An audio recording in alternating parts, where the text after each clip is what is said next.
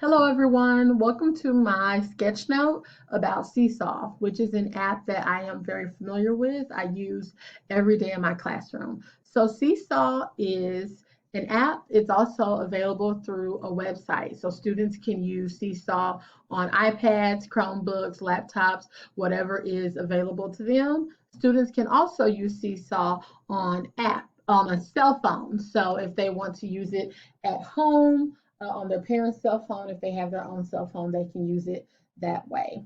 So, to summarize the purpose of Seesaw, Seesaw is an online tool used to create and assign digital assignments.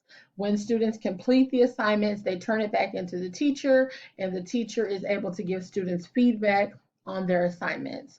Another cool purpose of Seesaw is to create or collect work samples for a student journal or a student portfolio. And it's really cool because the parents can connect to their student's account. And so the parents get a chance to see the work that their student is doing. And parents are able to comment on the student's work, they're able to like the student's work. And it really makes parent involvement, it brings that into the everyday classroom. So the work that you're creating for students, if they are linked in, they are seeing the work that their kids are doing. Okay, so now I want to talk about the age group that you can use Seesaw with. So you can use Seesaw with grades pre-K through 12th grade. So basically, any school age student you can use Seesaw with.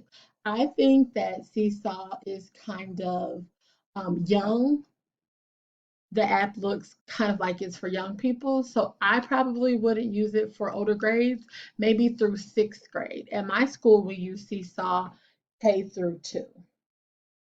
Seesaw can be used with students with any English proficiency level. Students technically don't even need to be able to speak to use Seesaw. You cannot pull reports from Seesaw. However, you do get the students' work back and you're able to give them feedback. So you assign something, the students complete it, they send it to you, you give them feedback. I want to talk about how this app can be used with English language learners. There's three big things. First, you're able to create voice directions. So students don't necessarily have to be able to read to be able to hear the directions and complete the assignments. Second thing, teachers create the assignment, so there's no fixed format. Anything you want to assess, anything that you want to see if the students are able to do, you can create any assignment. There's so many tools, it's limitless with what you can create. So it provides individualized instruction for your students. You can use this app with all the language domains. So you can give them listening assignments, speaking, reading, and writing assignments. Okay. And another useful thing about this app is because of the community feature, many lessons could be in Spanish. I haven't seen really any other languages, but there's so many lessons in Spanish. So the app is very easy to use. Students may need to see it modeled how to use the app one or two times, but the app is very easy to use.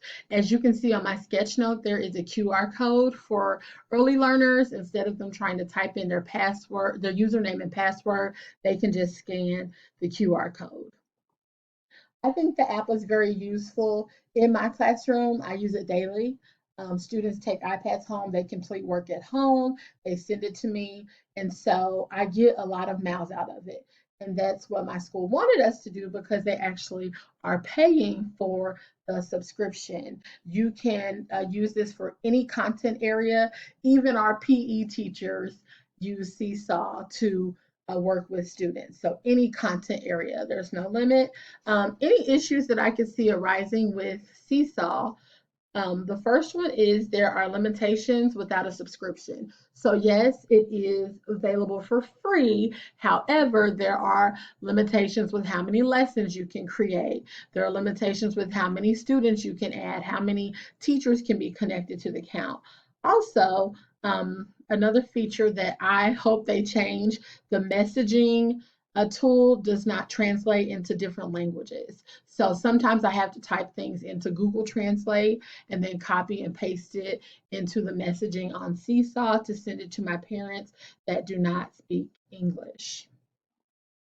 One thing I forgot to mention is that when you send students work, you can send them work in different formats. So you can send a photo of something, you could send a video to them, you could send a link to them, and then you can upload documents. Students can send you back different formats also. So they can send you back a picture, they can send you back something they drew, they can send you back a video, something they recorded, they can send you back a document that they prepared and saved. They could type something in the note feature, and then if they created like a YouTube video or something like that, they could send you a link.